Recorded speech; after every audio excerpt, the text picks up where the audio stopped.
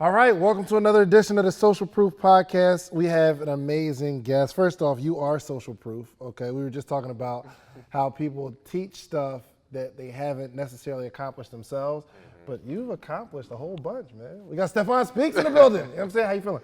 Doing all right, bro. Right? Yeah. Man, so you, first off, you got what on Instagram? 1.1 million. 1.1 million. But you started with zero. Yeah. How did you do it? How'd you do it? Because I think some people think that, I don't know, somehow you just started at a certain number, or how did you go from zero, where we are, to 1.1 million? So to be completely transparent, in the beginning, I was doing like I do on all platforms, follow people so they can follow you back, all right? So I started the momentum with that. Got to like 13,000 followers, but I don't know if you know, back then, I don't know if it's still in place, Instagram had a cap where you can only follow 7,000. Oh, wow. And so when they first started, it was unlimited. So there was people who would be following 1 million people, but they would get a few 100,000 followers from it. And then once they put the cap on there, so here I was kind of stuck at 13,000. So I'm not gonna lie, I got tempted, bought the whole fake followers thing. I got like strategy. 7,000 fake followers, right? So I'm at 20. Then Instagram comes through, does that cleanup, Right. and it drops it back down. Where'd you go back down to? Like 13. So at that point, I said, okay, I'm not messing with this fake stuff no more. I'm gonna keep doing this authentic followers, organic followers. I'm not gonna do the whole following thing. But I told anyone who would listen, watch me get to 100,000, all right? From there, it was just connecting with different influencers, different pages that did promo, and I just kept investing in promo. Right. So, you know, I asked you the one time, I was like, yo, did you just put out great content and everybody started following? And you kind of smirked a little bit like, what? It doesn't work like that. No. So what does that investing process look like? I mean, so it's harder now than it was then. Then it was so much easier. I mean, there's still pages that offer promo and you can still pay for it, but IG has somehow messed with the algorithms to where the results aren't the same. But it was simply about researching who offers promo and has an audience that fits yours. Right.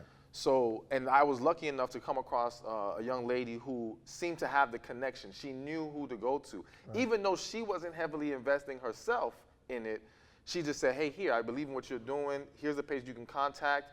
You know, if you're gonna do it, do it. So, you know, I'm a go all in person, you know what I'm saying? So I just went in and I just started boom, boom, boom. And then I started getting into the Facebook ads, the IG ads. But I started learning something. Like, I think the mistake that people make is you're paying for promo to promote your page, right? And that may not always generate revenue right away. So now you run out of money to keep putting into promo. So you can only keep it up for so long. Right. So I switched it to where I'm gonna promo my books.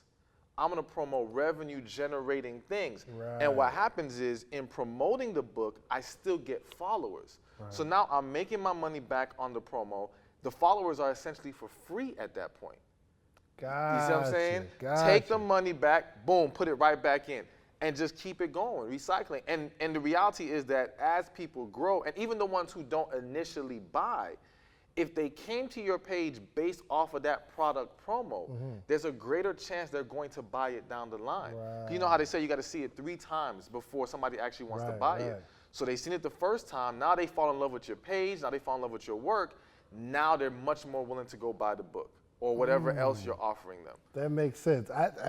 For a while, I thought I could just put out really cool content and eventually, but the followers, they just grow so slow. Exactly. So, but you do have to have some sort of marketing budget to put into your brand so that, and that makes sense, not just saying follow me, but buy this book, and they might come to my page and like some other stuff and decide to hit that book. Yeah, I mean, so you still got to put out good content. Right. There's no way around that. But yes, is it possible to go viral and to get a lot of followers? It's possible. But if anyone's paid attention, it was so much easier maybe a year or two ago. You could go viral. It's almost like reality TV. Once upon a time, when you were on reality TV, you got gigs, you got all kinds of business. Now it's like it means nothing. It's rare now for you to get something past that. So it's the same thing with Instagram. It's like, or social media in general. There used to be a time where if you went viral, your page would jump. Now you could go viral and it still doesn't like give you a big boost in followers. Right. You know what I'm saying? So Right. it's like you can try to rely on that, but that's risky. I choose not to rely on just chance happening. No, I got to find a way I can control this. And that's in advertising promo, that's how you can control the flow. Gotcha. So why do you think so many people follow your message? Like, what is it about you? Because there's a billion other authors, speakers. Why do you think you built such a cult following?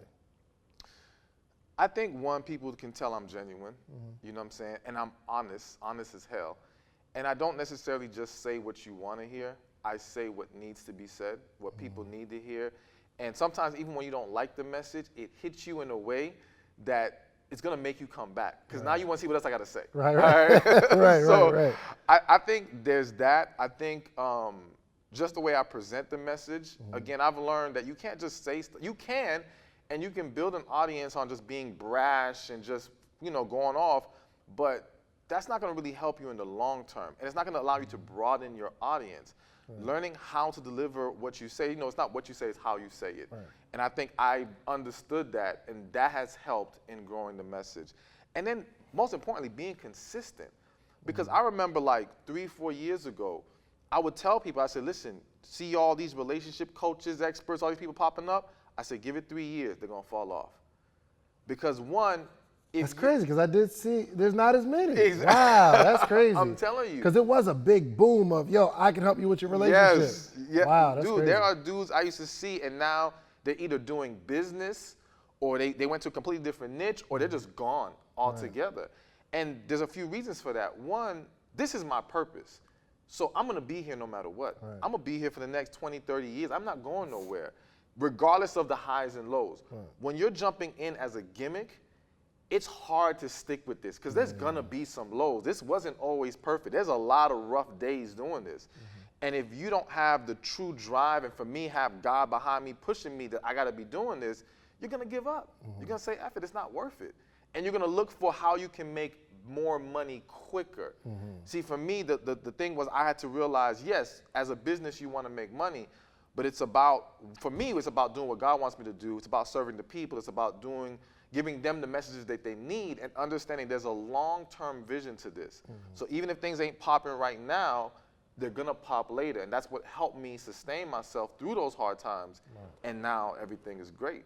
So one of the conversations around relationship coaches is like, well, you have to be married for a certain amount of time to be an authority, right? And that would be a argument I'm sure you hear, right? Because you're not married, right? Yes, correct. But you've helped a lot of people. So how do you combat that conversation? Well, it's not combat, but what's your reply? Exactly. So there's so many ways to reply to this. One example I give to people is you don't go to a doctor and say, oh, you can't treat me unless your arm is broken too. All right? He doesn't have to be in that state to understand how to treat you and to correct your issue. He's studied it. He's learned it. He's helped others. He's gained the knowledge and wisdom. It's no different with relationships. I think also people love to separate marriage. One, human nature loves to create division and separation. That's why we have racism, colorism, whatever. We like to somehow make ourselves feel superior to the next. So there's people out there who want to make it seem like... I never heard that word, colorism. But like as you said it, I'm like, wow, there is color, the light skin versus dark skin. Exactly. That's crazy. And then even with relationship status, you think you're special because no, you're not. Marriage is an intensified relationship. That's all. The same principles that go into making a relationship work go into making a marriage work. It's just that now it's intensified, and now what happens is when you're married, you feel you have the right to make higher demands. You see, what you would have let slide as boyfriend, girlfriend, because you're still trying to get to that next level, you're not going to let that slide no more. But it's the same things. Right. It's the same principle. So when people think somehow, well, you got to be, no, that's not true. You don't. You have to know people. You have to know how people coexist. You have to understand relationships. You have to understand men and women. When you gain that knowledge, you can help people in that state. So I think, how have you prepared for, and what is your research like? What is your study? Because I know you are a certified life coach, right? So what are like your credentials, and like how do you really dig into human nature and relationships? Well, so one thing I had to learn, somebody said to me, you know, God doesn't call the qualified, he qualifies the called. And so I know this is my purpose. I don't need to worry about, if other people feel I'm not qualified, that's fine. Then don't listen. Right. Go to someone you prefer. I still got to do what I got to do. This is still my purpose. I'm not going anywhere.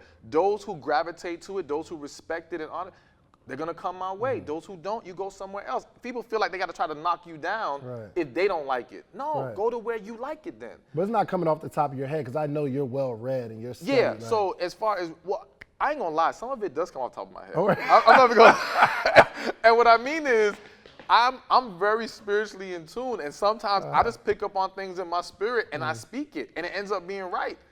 I'm not even gonna lie to you. Like, I'm not gonna act like there's always this very scientific process to me coming to certain understandings. I just sense what I sense. I feel it. I can pick up on it. Like, I can look at two people, they can smile at me, and I can tell they're not happy. What you're showing me on the outside does not tell the whole story. I can see a couple in a picture acting like they're all good, and I could tell there's problems there. You see what I'm saying? Really? I don't know what it is. I pick up on people's energy. I have a natural gift in that way. But to go further than that, I do read. I do study. I do look at people, look at relationships. But also people have to understand, I've helped so many people. I've been allowed into so many people's lives on a deeper level. Because what people fail to understand is there are individuals right now who can be surrounded by friends and family and still have no one to talk to. Right. All right? So their friends and family don't know what's really going on with them. But when they come to me, they're at a place where they need help. And they're opening up in a way that no one else knows. Right. So I'm getting the real story. That allows me to get to a better understanding of what's really going on with people. So I have certain insight that people won't understand because so many people are fronting out there. All right? So you don't understand what's going on behind the layers. I do. And I've seen it over and over again. And it's like a survey. Even though a survey doesn't speak to everyone in the world, it gets a group of people, it comes to a certain conclusion, and it understands by the law of whatever, it can apply it to the majority of people. Well, I have millions of followers. I get tons of DMs, messages. I've done tons of coaching sessions. It comes to a point where I can look at this group and say, you know what, this is a common issue. You see what I'm saying? It's a survey. It's just done in a different way. It may not be as controlled as others are, but it is what it is. I'm gaining all kinds of data from all kinds of people, and I'm able to come to certain conclusions. So why?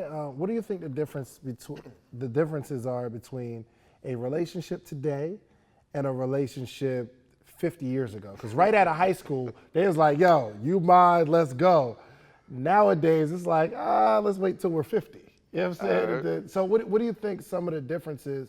And what are the influences on the changing in relationships? All right, so the difference between now and 50 years ago is, one, people are more damaged now than ever before. Why? All right, because unfortunately, you know how some people say, oh, we need to go back to the old days. Well, what you fail to realize is those old day relationships created the damaged people we have today. Really? Because in the old days where a lot of women did not have the same respect or freedoms and the ability to go make a living on their own, they were subjected to whatever toxic relationship they were dealing with because he was paying the bills. And then you have younger women, younger sons growing up in these toxic environments and now becoming skewed or having a skewed perception of relationships, becoming scared of love, becoming very guarded. And in a lot of communities, we don't get help for these things. So people carry this with them and it's just an ongoing cycle. I think also there's way more distractions now. So back in the days, way more distractions. Yeah, let me give an example that's just coming in my head.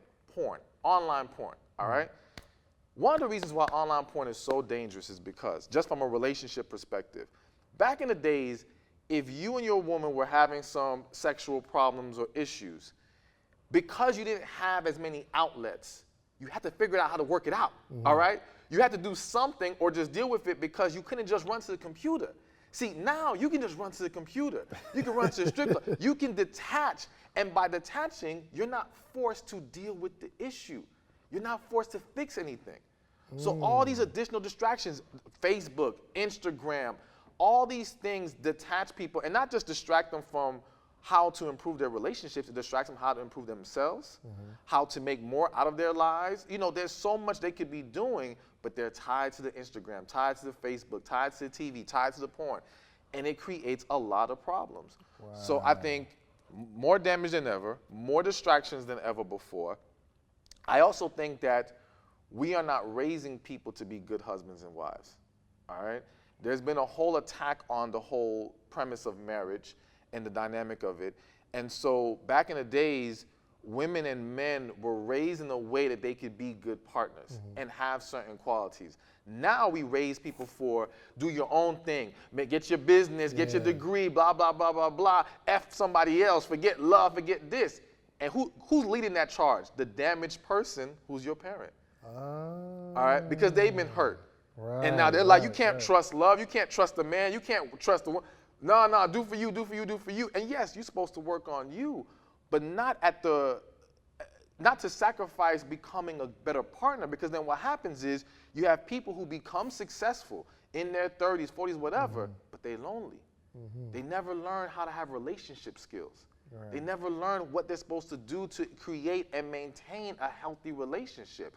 They learned all the success stuff, Right. but they didn't learn the interpersonal stuff. And that's a problem. So what do you think is, obviously when there's a gap in the marketplace, there are always going to be some people that's trying to fix it.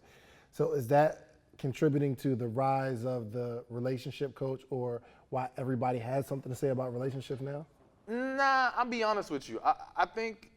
I honestly think the rise in relationship coach started with Steve Harvey. Really? If I'm going to be very honest, yes. I honestly believe that people saw him do extremely well. Because if you notice, there were other celebrities. I won't name anybody, but there were other celebrities that tried Drop to a name. You know what I'm saying? Drop a name. Call them out. You feel me? But there's been other even celebrities attempting to write relationship books because they saw Steve Harvey was able to use that and propel him to a whole nother level of success in other areas of business. Right. All right. So I do feel like that gave people this idea of, well, if he can do it, so can I. Now, I'm not going to say everyone that's jumped in isn't genuine. I do believe that there are people out there who genuinely want to help, who genuinely see or understand people are hurting, who may have overcome their own trials and tribulations, and now they want to pass that knowledge on to others. But I do think the boom of relationship coaches and experts and all that stuff started with Steve Harvey. I really think he pushed it to another level. Wow, that's deep. So let me ask you, where are you trying to take it to? Because obviously you're good at what you do. So where do you see your brand? Do you want to go talk shows? Do you want to do just become the most renowned author? Because you have how many books now? 5. 5 books, and you have how many coming?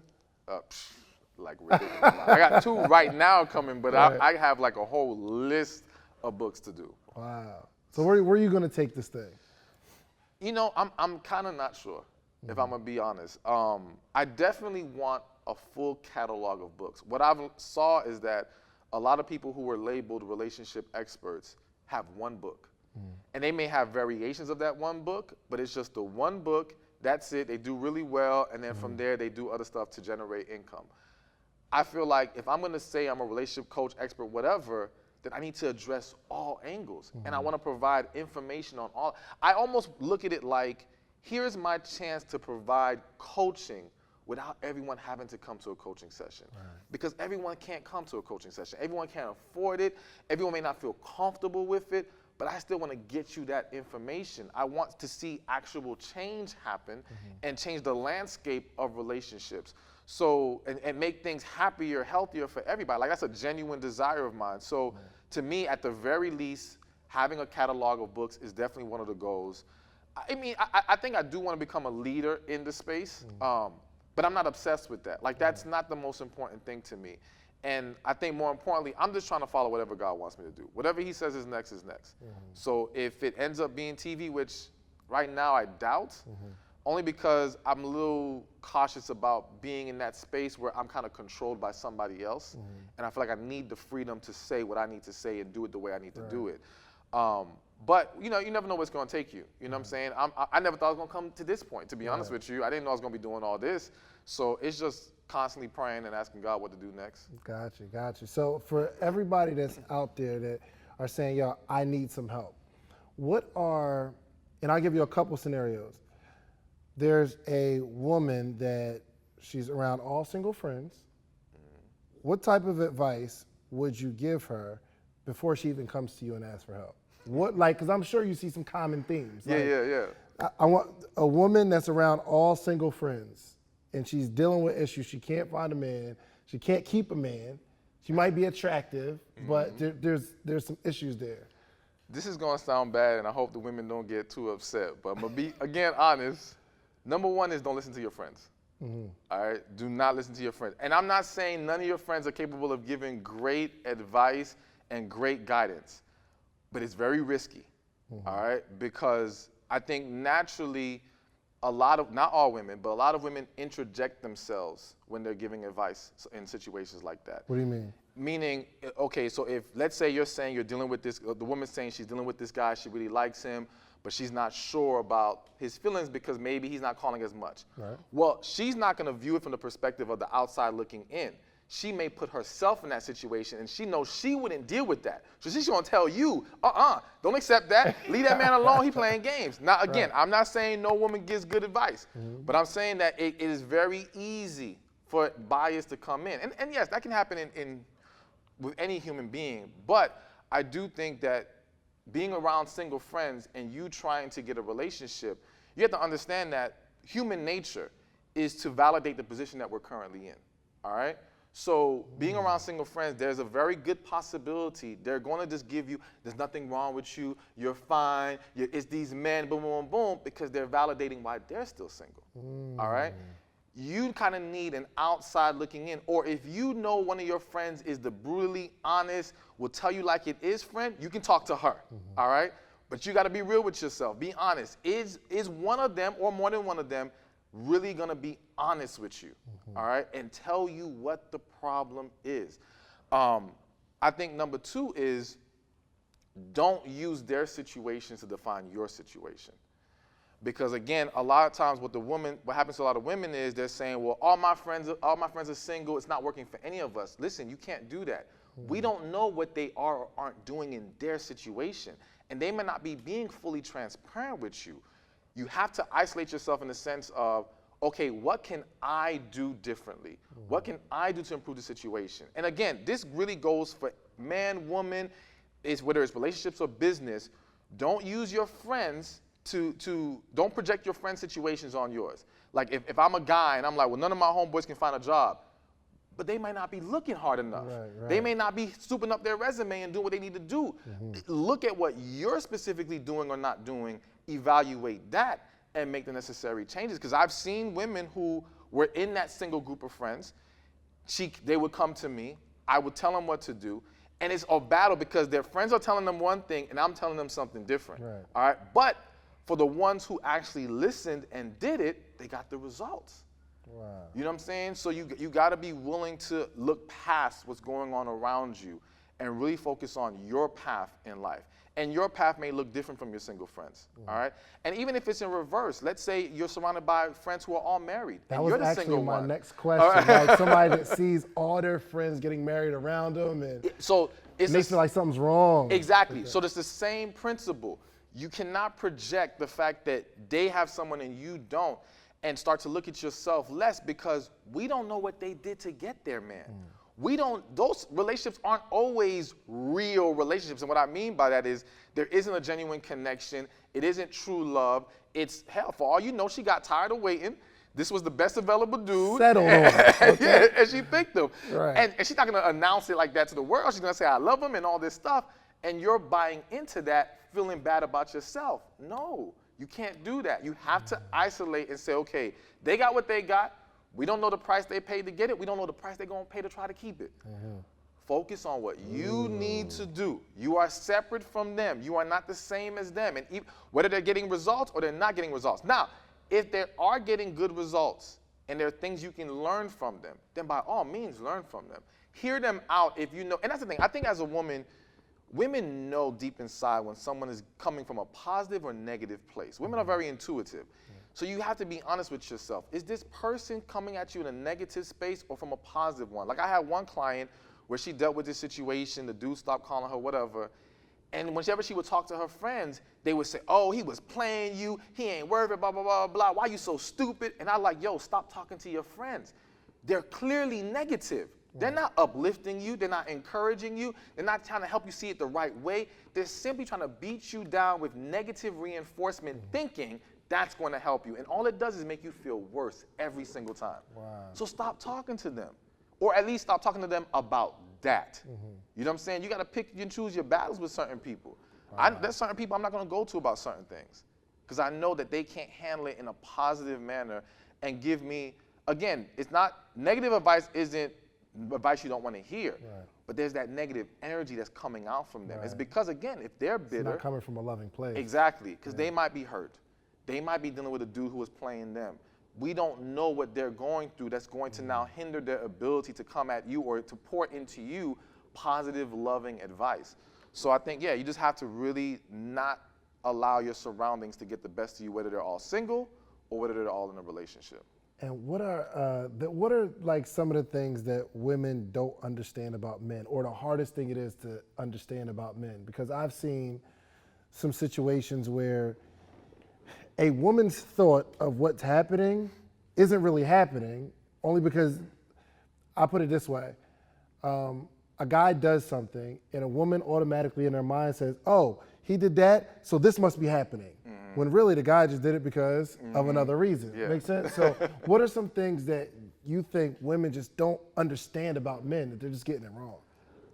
One thing that comes to mind is that one woman's dog can be another woman's Prince Charming, all right?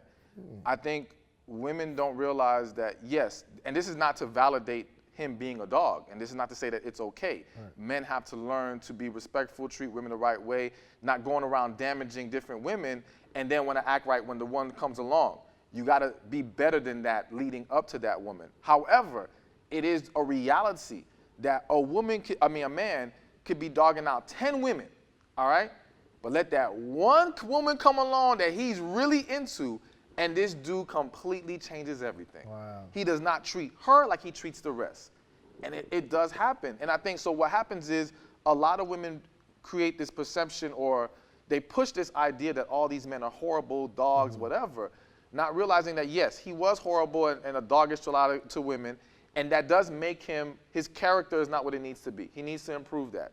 But that does not mean he is incapable of being the right guy for the right woman.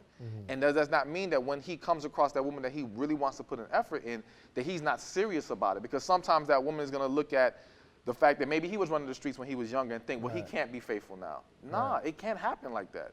You know what I'm saying? The motivation is different now. So I think that's one of the things. I think women tend to not realize men do have feelings. We have feelings too. You know what I'm saying? I ain't got no feelings, man. You know what I'm saying? No feelings, B. Man, there's a lot of men hurting. And like, men aren't as vocal with it. So for example, a dude's not gonna comment on my IG post how he got hurt. Well, some will, but it's very rare. But y'all don't know how many DMs I'm getting, emails I'm getting from dudes giving me their story, and it's crazy. All right, there's a lot of damage being done by women too, but it doesn't get spoken about as much. Right. And the man doesn't feel as comfortable, because if a woman announces she's been played, she's gonna get more sympathy. A man announces he get played, it's like, well, what did you do wrong? Or you're a sucker, or, you know, get over it, whatever. There's less sympathy for the guy. So I think that has created a misconception that men don't get hurt, men don't have these feelings, or that it's not at nowhere near the magnitude that it is for women. Nah, it's pretty high. It's really high. And that's the thing. Everyone's hurting each other because it's a negative cycle that everyone's stuck in. You know what I'm saying? And healthy, happy people don't go around hurting somebody else. So if that dude is acting like that, trust. And I've been there. I got hurt one time, went complete savage. Really? Yes. Now, I was always honest, even during my savage times, but yeah, it was completely different. And it's because I was operating from a place of hurt. And it was a defense mechanism. So, you know, I think that is something that women don't understand. And to build on that point, I think a lot of women don't realize that men or people can change. I'm going to say men. I don't even think that women have this idea that people can't change. I think they have this idea that men don't change. But men do change, just like anybody else. People evolve, people get mature, people learn from their mistakes. What he was at 20-something doesn't mean he's gonna be the same way at 30-something. Right. You know what I'm saying? So don't focus on where he's been, focus on where is he now? What did he present to you right now? Is his character now showing you a man of value, that someone you can deal with? Or is he still showing you the dude that he was 10 years ago when he was running the streets? If that's the case, don't mess with him. One, you have a lot of information and you write a lot of books, right? And for the person who maybe they give good advice and they got all this information, how the heck do you write so many books so fast?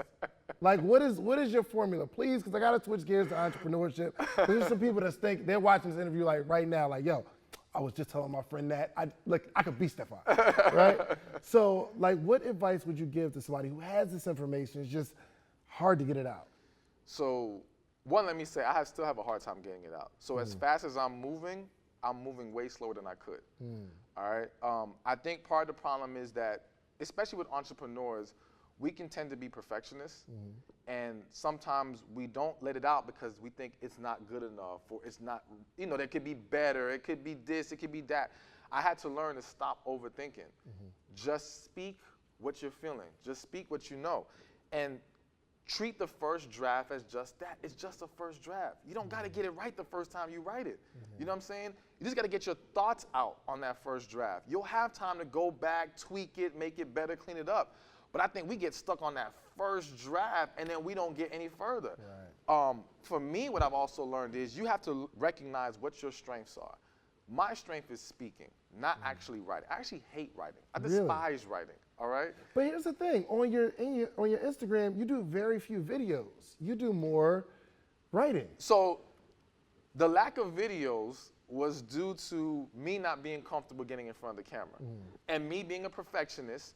Me thinking, okay, well, the lighting's not right, or it needs to look professional. Because we shot some fire videos the other day, too. Them joints was crazy. The content was crazy. But he was like, oh, man, I don't have a haircut.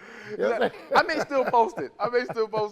But that's the thing. I overanalyze. That's what led to less videos. Quotes were easy to post. You know what I'm saying? But that's not really, that's writing, but that's not this long, I have to write a book. It's one thing to say a quote versus writing a book. Right. So, but for me, what I've learned to do is I record myself speaking now, and then I transcribe that and turn it into the book. Because I realized trying to sit down and type or write, that was just too much for me. It took a lot out of me to do that, and that's not my strength. So I think people have to be honest with yourself. Are you a stronger speaker or are you a stronger writer? Because in reality, I'm not a writer. I'm someone with a message. I have to get that message out through writing a book, videos, speaking, whatever, but I'm really about the message. Right. There's other people out there who are writers. That's their thing. That's their passion. That's what their purpose is. So for them, it's easy to write, but they too might be overthinking and stopping themselves. So that is really the process. And I think also you've got to set goals and set a vision. Right. You know what I'm saying? I think we say we want to write a book, but define what book are you going to write? Map it out. Do an outline.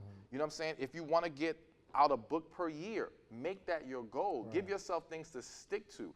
Even if you don't perfectly stick to it, you have something to hold yourself accountable to, and it makes it more likely you'll get it done. Right. And I know you'll be dropping your program for helping people become an author.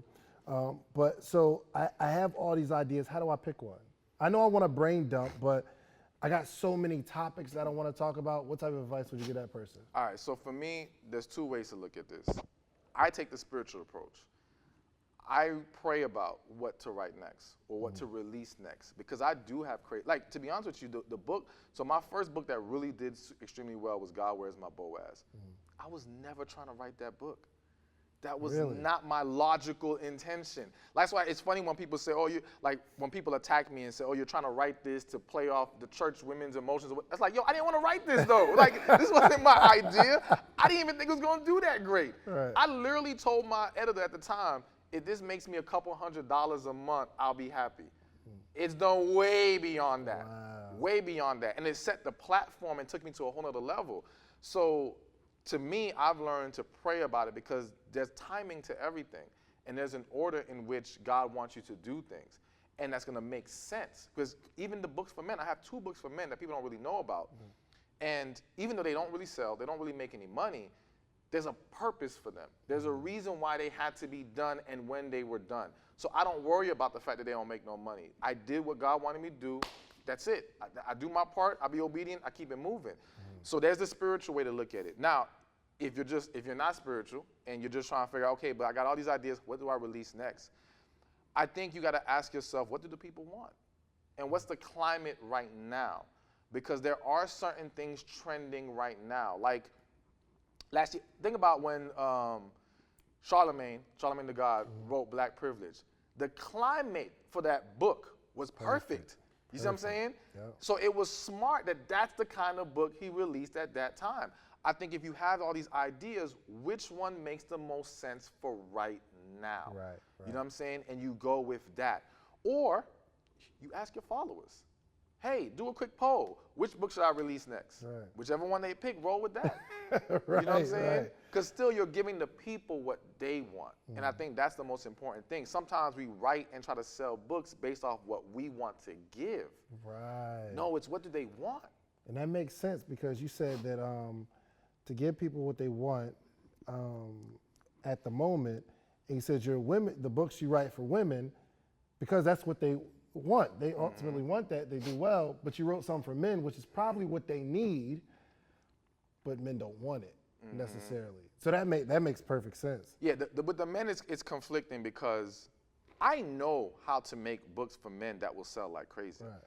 but it will go against my morals. Look, Like, you get about 3 of them, okay? you know what Then I'm you put saying? them in this funnel, and then you just pick. Like, yo, if I wrote a book on how to pick up women, how to sleep with women, all that, man, please. There are men out there making a killing off of that angle. Wow. Pick up artists, whatever. I've read books about this. But I would feel guilty doing that. Again, I'm not here for the money. Money's going to come. You know what I'm saying? I'm not worried about that. So I can't focus on that. So my books are at an angle that, yeah, it's not going to generate a lot for the men. But what I have learned with men is men gravitate more to the audio than they do to the book. So I've learned now going forward, whatever I do for men, I have to put the audio, and I may be better off pushing the audio more than the book. Oh, wow. You know what I'm saying? But makes yeah, sense. you know, you can't always worry about, I mean, again, and that's the reason why I say pray about that. For me, that's why it's so important, because it's not going to always be about what's going to sell at the moment. Sometimes you're laying the platform, you're laying the groundwork, because again, I'm here for the long term. So look at it like this. One thing that I think to myself as a reason why God wanted me to write the books for men when I did was, when people come at me now and say, oh, you only speak to the women. That's not true. Go look at my resume. You see what I'm saying? Right. I now have built credentials that show I'm unbiased. I speak to men and women. But if I didn't do those things, I would look like just like everybody else, just trying to women, which could still work Right. if I just didn't care. But I want people to know that I'm here for everybody. You know what I'm saying? So again, there's a purpose for certain things. And I do pick that up because you're not a men basher. Like even the example earlier, you're like, okay, he might be a dog, but it might be a reason why he's a dog. And, you know what I'm saying? Not excusing it. So I do appreciate that non-bias where you're really trying to help everybody. So he helps y'all with how to get that book out. So there's a person right now who has a book and it's just not selling anything. What type of advice? Because you're out here killing the game in terms of selling books. What are we doing wrong? Not presenting the value. That's number one. You've got to give people the reason why they should buy this book. So for example, I do coaching as well, even though I don't really push the coaching. And I'm gonna be very honest here and say, there was once upon a time where I was like, man, black folks don't want to pay for no coaching. Oh, I'm not successful right now because these black folks don't believe in getting help, all right? Even though I wasn't only catering to black folks, but that was my mentality. Right, and right. then one day I was like, no. Black folks ain't the issue. Right. I'm the issue. Right. I'm not presenting the value to them to help them see why they should get this, Right. why this would be helpful to them. That's on me. That's not on them. Using them as a scapegoat. Right. You see what I'm saying? Once I learned to focus on presenting value more than anything, not only was it, am I getting black people to get me for coaching, white people, everybody's coming to me for coaching. So I think everyone has to understand whatever you're pushing out there, it's on you to present the value of it. I think also what people aren't doing is investing in advertising. Right. This idea that you're gonna put out this great, amazing book and it's just gonna sell on its own, that's a myth. It doesn't work Well, that it's way. just an amazing book. It just doesn't grow organically. Let me tell you anymore. something. There are millions, maybe not millions, but there are at least thousands of amazing books doing nothing. No sales. And it's not because the content isn't great. It's because you don't know how to market it. I think today's author, see, once upon a time, being an author was just being a writer. You produced the book, you gave it to the publishing company, they worked their magic, and you were able to, sell from there. Now, being an author also means being an entrepreneur, being a businessman, understanding marketing, understanding how do you get eyes on your book. That's why even when some people say, oh, well, like one person made a comment, if you're trying to help people, then why don't you give it for free? And I want to say to them, I can't get this book out to the masses if I did it for free. Right. There's no way to do that in today's world. Right. You have to spend in order to get it in front of a bigger audience. And if I'm going to be spending, I have to generate income so I can keep spending. So like even my mentality now, my mentality of selling books, like I look at it as it's my obligation to promote this and push this because I know what's in the book is going to help somebody. All right? So I have to do that. But the money part is because that's what feeds the business. I can't grow this without that. There's no way around it. So I think that if your book isn't selling, you have to ask yourself, are you presenting the value? And are you advertising? I also think, let me just throw this out there too. And this is no disrespect to anyone who's done it or is doing it. He's about to disrespect you right now. I say this with all love. Stop putting your picture on the book. All right? I got my picture. Not my second book. Not my second book. I'm about to release that one. I don't have it on there. And here's why. Killing me. All right? People try to get me to put my picture on the book initially. And I was like, no, I didn't feel comfortable because I didn't want this to be about me. It's about, again, the message. But from a marketing standpoint, your picture on the book works if you're already a big brand. See, Steve Harvey was already a star. Right. So his picture on the book made sense. T.D. Jakes is a star. His picture on the book makes sense. If you are still starting off, no one really knows you like that, you are now taking people's attention off the message and onto you. And now any personal biases they have, well, look at this, to be honest, look at this black person trying to tell, no, like, and no matter how many people want to say they're not racist or whatever, we all have our biases. We all have things that can swing us a certain way. Even your name, all right? I'm gonna be honest with you. The whole same thing that people research with resumes. They put an ethnic name, I'm gonna say ethnic, name on the resume, couldn't get no job leads. They changed the name, they got a whole bunch of job leads. Guess what? That same thing happens with books. All right? It's no different. Because people have certain triggers, whether it's the way you look, whether it's your complexion, whether it's your name, whether it's how you dress, something can trigger them when you show your picture. But when you just show the book message, just the title and what it's about, they can focus on that. And now it's either they want it or they don't. So I do think that there are marketing tactics people are getting wrong in trying to push their book. Now, yes, one day, if you just want your picture on the book, you'll have your time. When you get bigger and when you have a huge audience, slap it on the book if all you want. I still won't put mine on the book, and I have a huge audience. I'm not doing it. I want to leave this open to everybody, and I don't want them focused on me. Even though, yes, I understand as a brand, I have to get my face out there more, show myself through videos.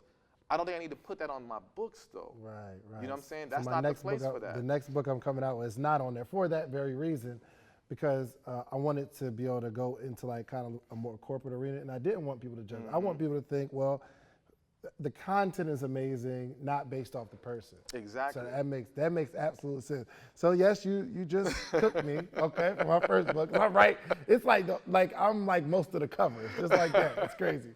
So I got just a couple more. I want to know, in terms of investment, like when you're releasing a book, how much do you plan on spending on advertising? That depends. I mean, my mentality is I'm willing to spend as much as I'm able to scale this up. So if I could spend $10,000 a day, I will gladly spend $10,000 a day. As long as it's gonna make me the money, who cares? All right, but it is hard to scale up to that level. So you gotta test things out. And I think you gotta start off slow, see what ads are working, slowly start building, also look at different platforms. You run your own ads? Yeah, right now, but I just hired somebody who's going to come in who I think is better than me, way better. And I think that's another thing. If you're not great at it, don't be afraid to hire somebody, because the right ads can really change everything. I also think that you have to play around with other platform ads. Like, I was scared of Twitter for a long time because the couple times I tested it really small, the cost per click was horrible. And I was like, nah, I'm not going to mess with it. But then I tried a different way recently, and I'm getting the same cost per click I get on Facebook. You know what I'm saying? So now Twitter has now become a place that I can do advertising on too. Pinterest, like every platform now is introducing advertising. Pinterest, I heard Twitter, Pinterest is like the new wave. LinkedIn, YouTube. So there's so many avenues to explore, and don't just assume, because yes, is Facebook the king of them right now? Absolutely. But that doesn't mean you may not find success in other platforms. And here's the great thing about it. Because everyone's so focused on Facebook and IG, you may have less competition on those platforms for who you're trying to target and get in front of. So you got to be willing to play with it. But as far as how much I'm going to spend, again, I think you want to start off with at least $10 a day, $5 to $10 a day, to test things out, see how it's going, and then you slowly start to scale up. At one point, I was spending $700 a day. Oh, wow.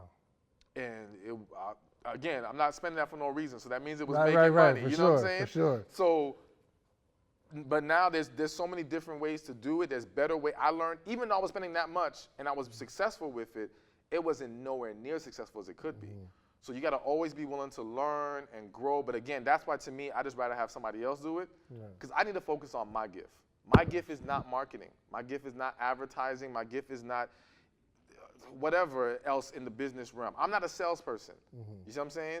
So I just need to do what I'm good at. Speaking, giving the message, helping people, coaching, and hire other individuals who excel in those areas. I think sometimes we're afraid to spend the money, and we're afraid to hire people and delegate. As entrepreneurs, especially starting off, you're so used to doing everything yourself. And even me now, like I hired a social media manager, and I'm still checking my damn social media. Like, I'm still putting my hands on it, and I gotta learn to slowly take my hand off, my hand off, let them do what they do. Yes, I can give my input, but stop trying to do everything, because now you're limiting your ability to focus on your gifts. We all got gifts, and I'm hoping every entrepreneur is in their gift and not just on some gimmick stuff.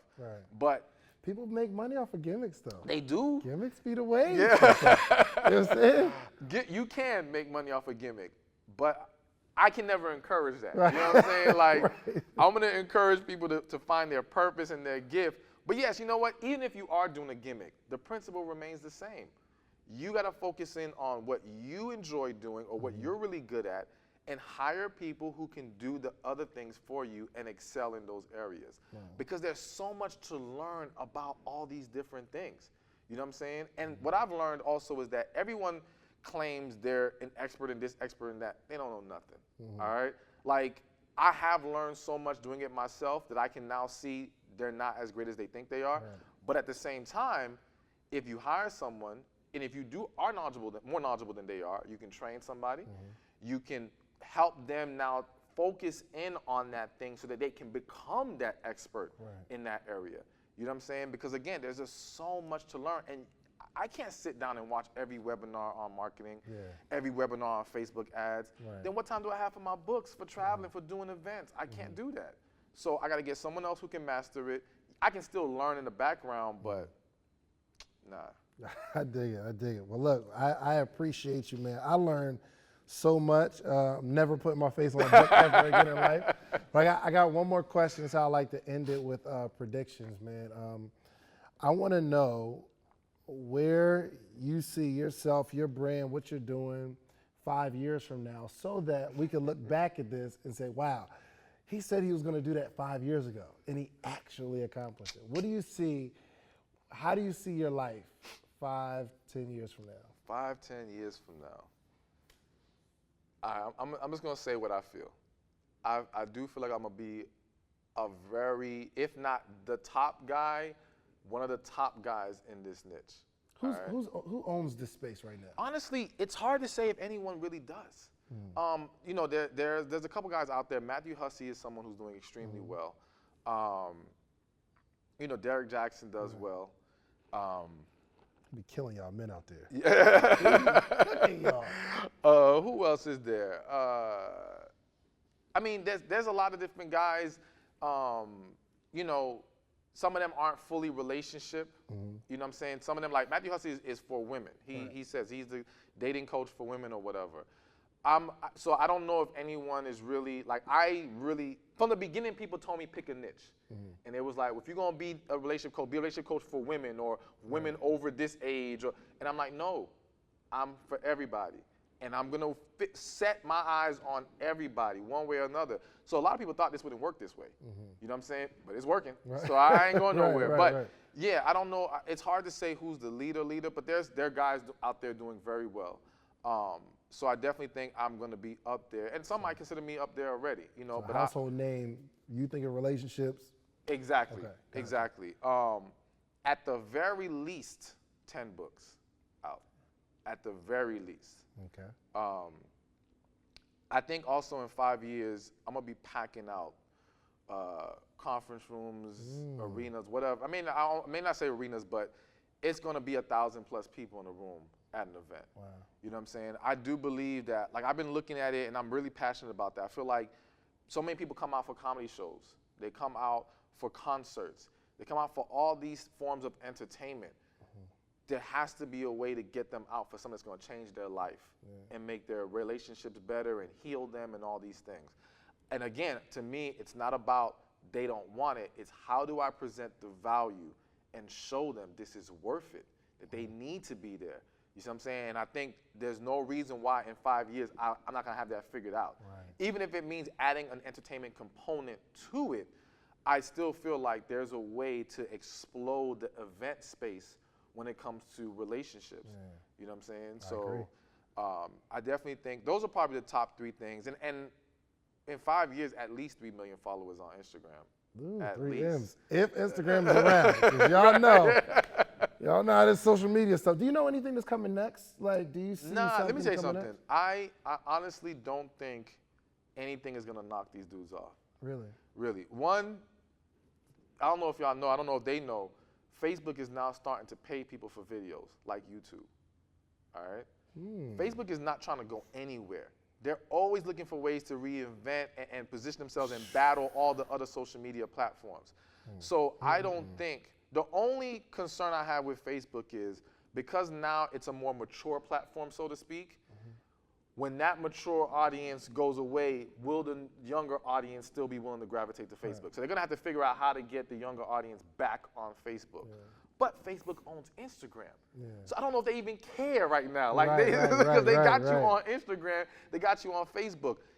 They know what went wrong with MySpace. All right? They're not going to let themselves get MySpace. Right. Now, I just feel like there's somebody in the Facebook camp that's coming to work every day. They working, but they like, yo, I'm about to build this thing so Well, you know what? I think the other thing to look at is, so for example, Twitter. I tell people I don't believe Twitter's going anywhere simply because politics and sports is highly tied to Twitter. Absolutely. All right? So they're not going to want that to go anywhere. You see what I'm saying? They don't even care that Twitter's not moving at the pace that everything else is moving at. They're happy with it right now. Right. So I don't see it going anywhere. Like I said, Facebook, Instagram, YouTube. I think to me, Facebook, Instagram, and YouTube, Google owns YouTube, bruh. They're not going to let it go anywhere. You know what I'm saying? And these are huge money-making platforms for these businesses. Yep. Now, again, anything is possible. Maybe I'm being naive in thinking that they can't get knocked out. But listen, what was it? What was that thing that came out? Vine. Vine came. Vine was making moves. Instagram crushed them. Yeah. Just like that. Yep. Snapchat was making moves. Boom. Instagram, like, let me get those stories, man. Exactly. So that's what I'm saying. They know how to knock these dudes out the box once something threatens them. Right. So I don't know. I just don't see them letting that thing slide. I don't think they're going to let anyone take their spot. That's real. So listen, I need y'all locking in on Facebook, Instagram. Continue to grow your following. Man, I really appreciate you coming through. How can people find you and follow you? You can find me on Instagram at Stephan Speaks. That's STEPHAN Speaks. My website, www.stephanspeaks.com. Make sure y'all follow my boy Stephan, man. Peace.